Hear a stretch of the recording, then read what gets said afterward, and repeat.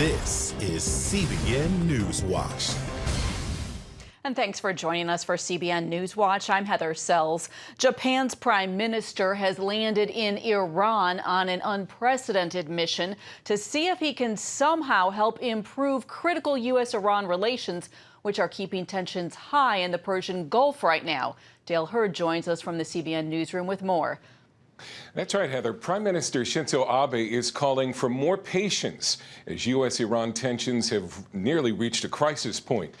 This will be the first visit by a Japanese prime minister since Iran's 1979 Islamic Revolution. Japan has had a reasonably good relationship with the Islamic Republic and is acting as a go-between for the United States. Iran's president says the Islamic Republic does not seek war with the U.S., but will give a crushing response if it's attacked. The Trump administration has reimposed heavy sanctions on Iran after deciding to withdraw from the landmark 2015 nuclear deal a year ago. The U.S. recently deployed an aircraft carrier and B-52 bombers to the Persian Gulf. President Rouhani said whenever the economic war stops, we will see a very positive development in the region and the world. He added, "The capacity of pressuring Iran by the U.S. is full. It means America has exerted its pressure on the Iranian nation as much as it wanted and has reached its maximum. From today onward, threats and pressures will lose their capacity and will be exhausted." The Japanese prime minister's trip is the highest level effort yet to de-escalate the crisis between Tehran and Washington. He warns accidental conflict could break out in the region because of the tension. Heather. All right, Dale, thanks for that report. We appreciate it. And we are joined now by CBN senior international correspondent George Thomas in the studio. So this is really interesting, this mission. Do you see it helping at all? No, not in the short term. I mean, he doesn't have a lot of political capital, so to speak. As Dale mentioned, this is the first time in 40 years that a Japanese head of state has visited the Islamic Republic. You got to keep in mind that as of last year, when Iran was producing all this barrels of oil per day, 60% of the oil went to 3 Asian countries. Which ones are they?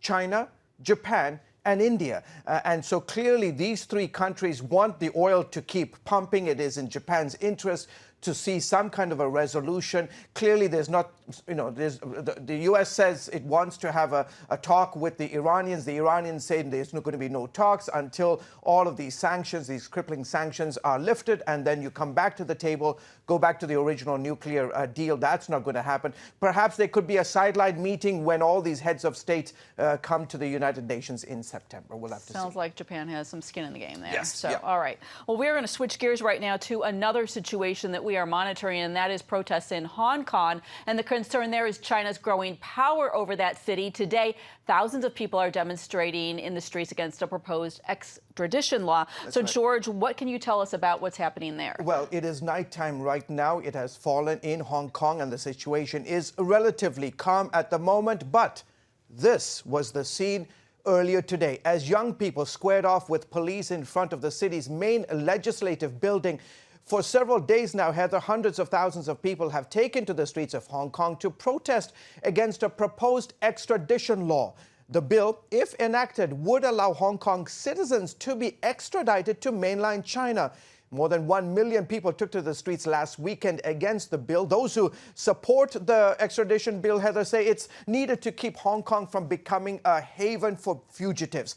Opponents say it's just another step China is taking to exert more control over Hong Kong. These protests, by the way, have been the territory's largest political demonstration in more than a decade. Thousands of additional officers have been mobilized to try and keep law and order. By the way, the government was planning to present the bill to the legislature today, but those plans were cancelled after protesters blocked the entrances to the government building. And what do we know about who is in that crowd and who is leading that crowd? Yeah, you see, I've been watching the images all day coming out of Hong Kong. The majority of those leading are young people. And look, they have seen, this whole idea of a one country, two systems, that was what was agreed 20 years ago when China officially took over this former British colonies. The idea was that this would be one country and two very different political systems. So, for example, in Hong Kong, it has its own political, legal, economic, and Korean financial system.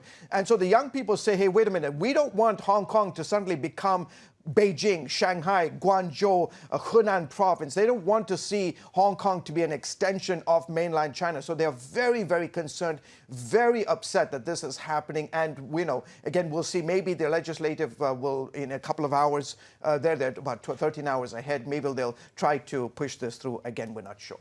Wow. And what do we know about Christians in that country right now? Are they involved at all? Yeah, in fact, over the weekend, Heather, they got together. Several churches, major churches in the region, on the island, got together and signed a petition basically saying to the Hong Kong government, please do not sign this. This is not right. And while this was happening on the streets, yesterday evening, right in front of the legislative building, hundreds of Christians went before it and began to sing and take a look.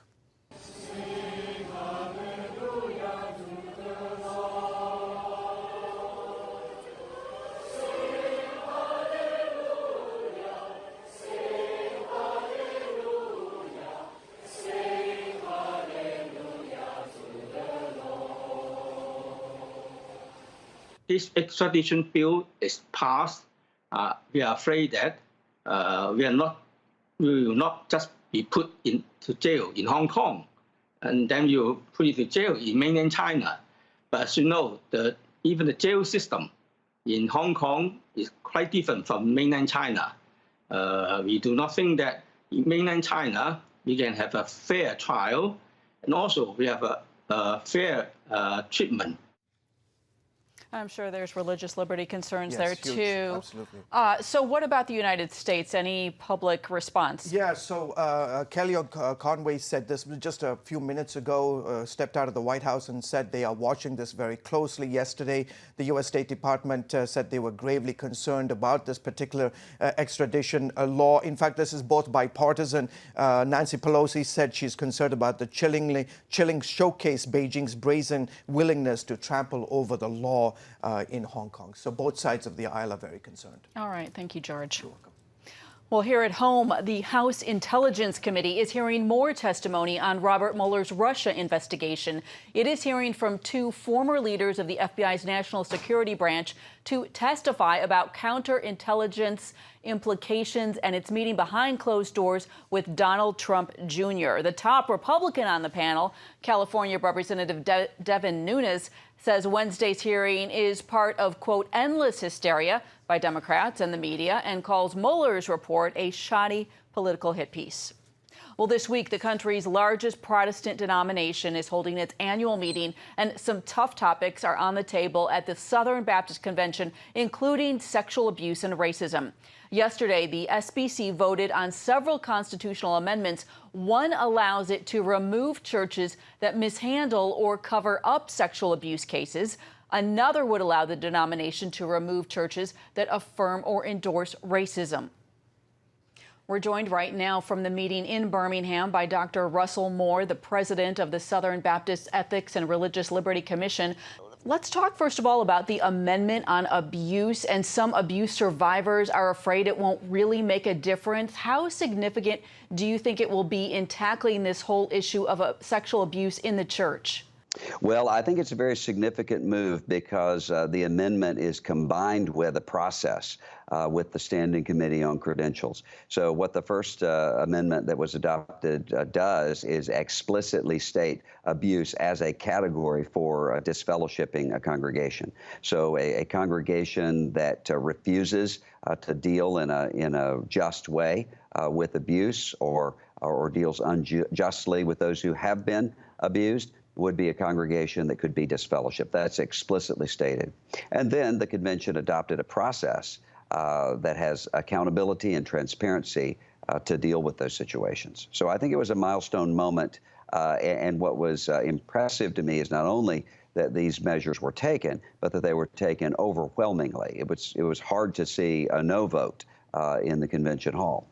That is interesting. These amendments, of course, won't be official until a second vote next year. What plans are there in the meantime to work with churches that are currently not handling abuse cases well? No, this goes into effect immediately in terms of the standing committee, and so they will be able to look at any contested situation, not just as it relates to abuse, but really as it relates to anything in terms of the boundaries of cooperation. The Task Force on Abuse has also initiated the Caring Well Challenge, which aims in the next year to train teams at local churches on the issue of abuse. How many churches do you think will get on board with that work?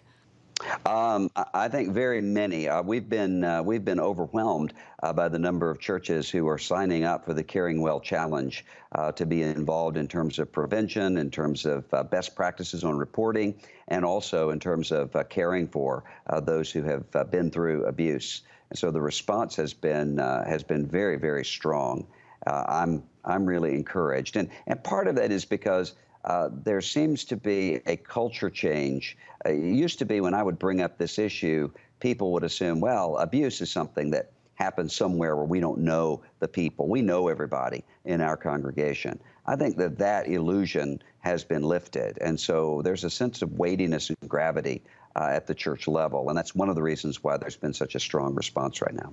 There's been a lot of social media chatter in recent weeks on the role of Southern Baptist women in the church. Some want them in the pulpit, but many say absolutely not. What has the conversation been like around that issue at this week's meeting? Well, that's mostly Twitter controversy, not a real-life controversy, because Southern Baptists agree. There's a wide and deep consensus that men and women are created equal, that both men and women are gifted for service within the church, and that the pastorate and those functions that are uniquely pastoral are limited to qualified men. Now, people have different understandings when it comes to some of those secondary and third level applications of what exactly that ought to look like in some other ways within the congregation. But they're able to cooperate with one another and are on the same page on these issues. So whatever controversies and dust-ups sometimes happen on social media don't really show up in the hallways of people who are actually working together and getting along quite well. All right. Well, Dr. Moore, thank you so much for your time. We appreciate it. Thank you. Thanks for having me. Roman soldiers destroy the Second Temple of Jerusalem. Centuries of eyewitnesses say the temple treasures survived. But where are they? They went from Jerusalem to Rome, Rome to Carthage, Carthage to Byzantium. Historians are silent about what happened to it next. This is a bad omen. Hosted and narrated by Gordon Robertson. So does it still exist today? CBN Documentaries presents a story of mystery. Where is it? Calamity. Most of the victims were butchered. And destiny. The possibility to dig is impossible.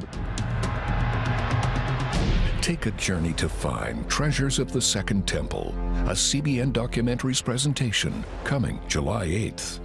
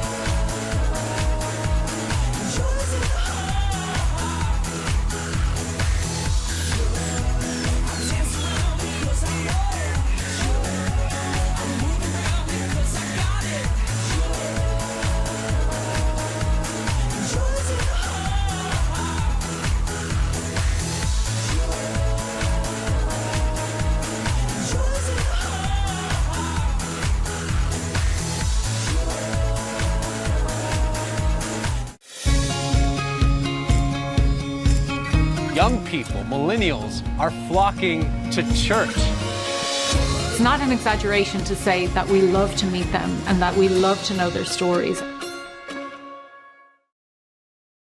A coalition of African-American men are set to gather in Charlotte, North Carolina this weekend to oppose the opening of a new Planned Parenthood clinic. With 80% of Planned Parenthood clinics located within 1 mile of neighborhoods of color, they say they must take action. CBN's Charlene Aaron spoke with 2 pastors leading the effort.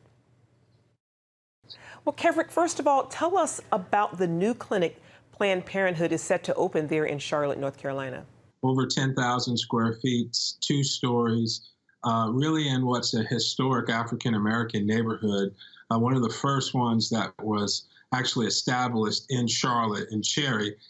It's no longer that way. It's probably about a third African-American today, but it represents really a real threat in terms of for the whole city and the whole region because of the high number of abortions that take place there. Pastor Rogers, you opposed the opening of this clinic.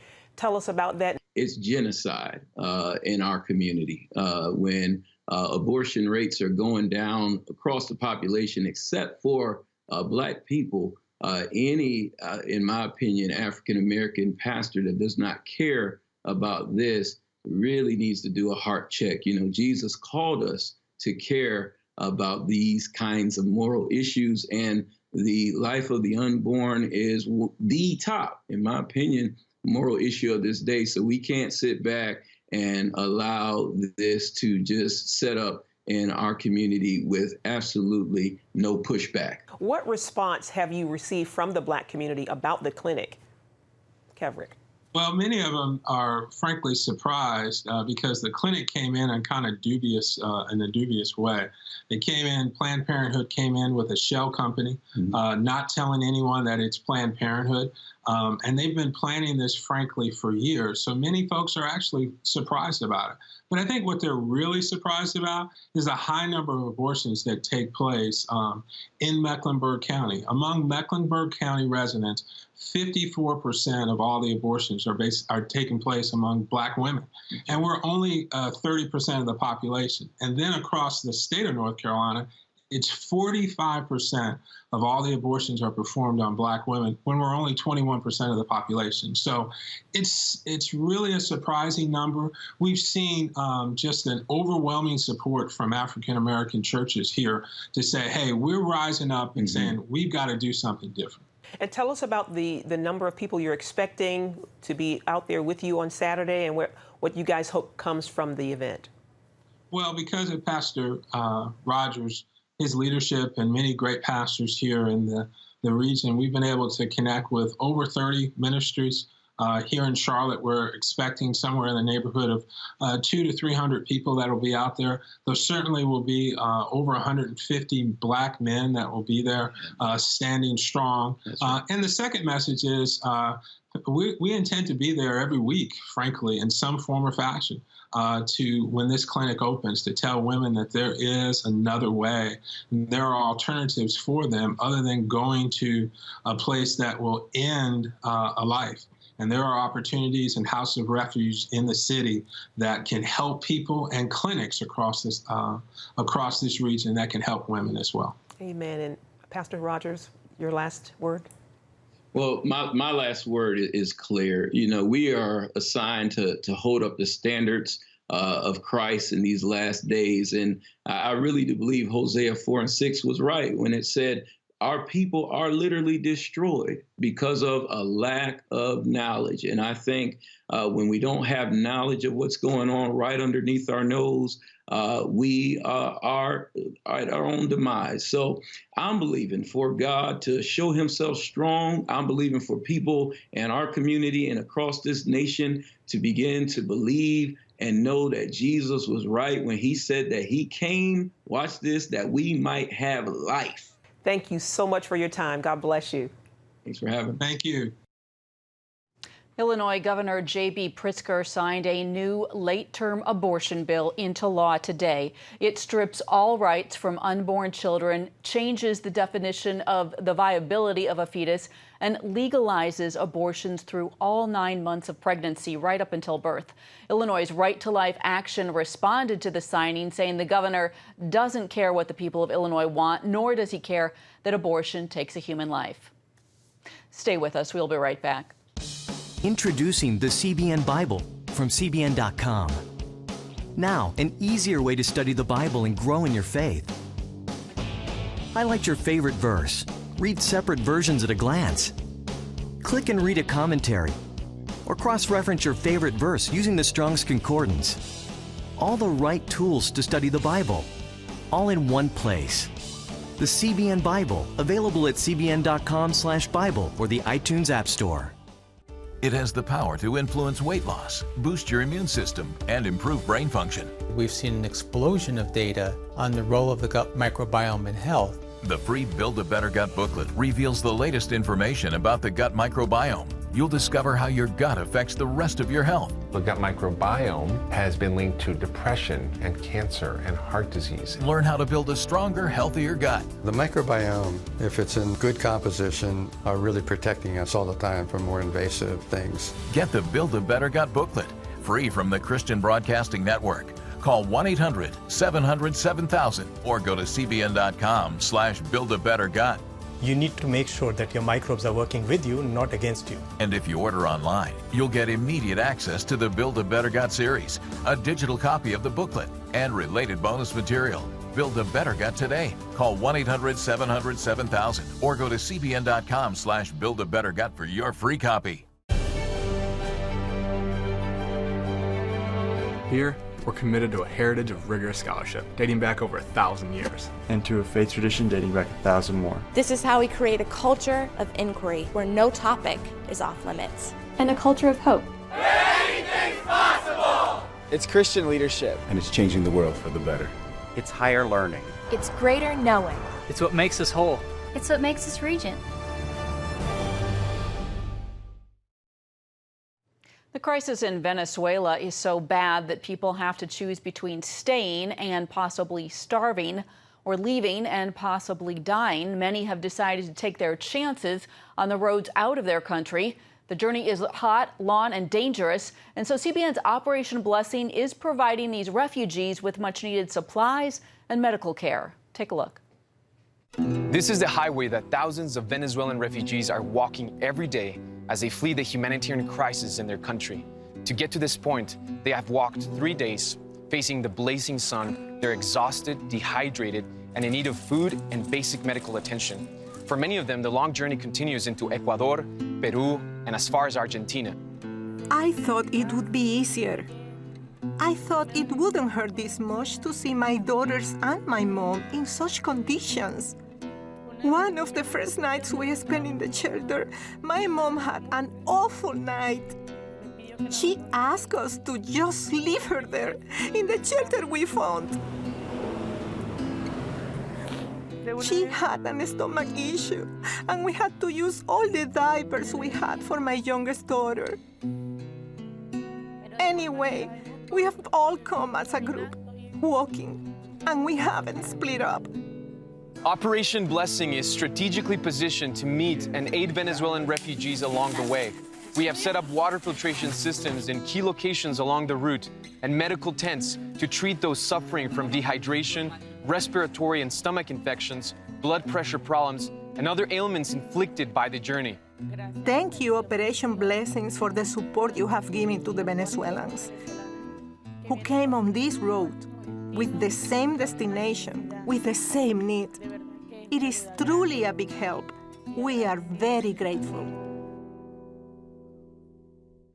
And you can find out more about the work that Operation Blessing is doing by visiting ob.org. Coming up, the powerful movie Unplanned opens in Canada, and we'll tell you what pro-lifers had to do just to see it get in theaters there. Life. It's meant to be lived fully. Jesus said it. I came to give you life. Life to the fullest. Life in your family. Life in your finances. Life in your body, mind, and spirit. Life in your everyday. At CBN.com, we're taking what Jesus said seriously. We're here to help you discover life. Life. Live it fully. CBN.com. Want to be a part of a community that inspires your spiritual growth while winning prizes? The all-new MyCBN app. Connect with the community for prayer and encouragement. Track and set spiritual goals. Enjoy conversation starters with friends and family. And collect points to win prizes. The all-new MyCBN app. A great place to belong. Download the app at cbn.com/mobile. Grow, connect, have fun. The all-new MyCBN app. Watch breaking news, in-depth exclusive stories and programs, from health to entertainment, you won't find anywhere else. The CBN News Channel, a perspective you can trust. Enjoy credible news reporting from around the world. Discover inspiring programs and stories of hope, all in one place, from a Christian perspective. The CBN News Channel, a perspective you can trust. Check your local listings or visit cbnnewschannel.com. Come home to the sounds of Southern Gospel from CBN Radio. You'll enjoy a rich Southern blend of bluegrass, classic gospel, and Southern gospel favorites like the Gaithers, the Crab Family, and bluegrass sounds like Mountain Faith. So make yourself at home with the all-new CBN Southern Gospel, now available at cbnradio.com.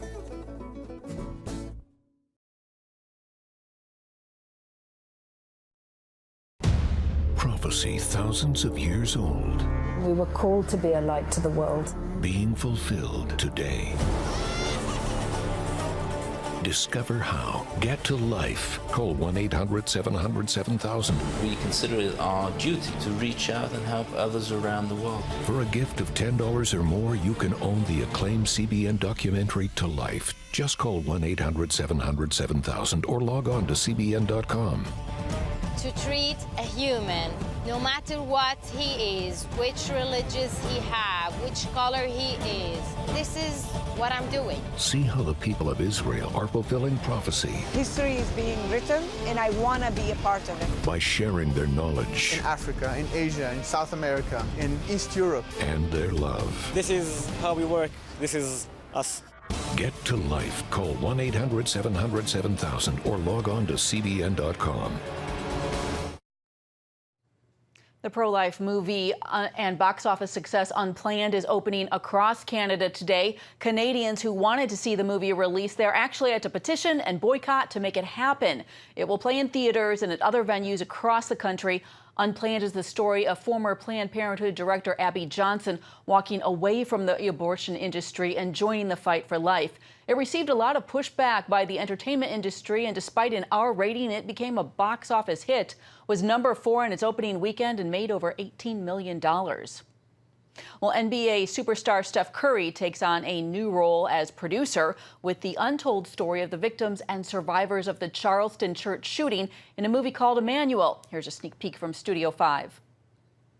What's up, guys? It's Stephen Curry. I'm here with the amazing director, Brian Ivey. We are very excited to show you guys a trailer for the new documentary called Emmanuel. It highlights the tragic shooting in 2015 in Charleston, South Carolina. NBA star and movie maker Steph Curry teams up with Hollywood's Viola Davis for the stories of the 9 lives lost in the Charleston church shooting some 4 years ago.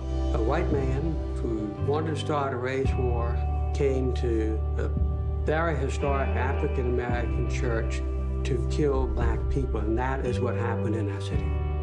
We share an intimate look at the film. Why should we go see this movie? Why must we sit down and watch Emmanuel? And sit down with the daughter of one of those killed. You must go to see this film. And that's it for us. Have a good night.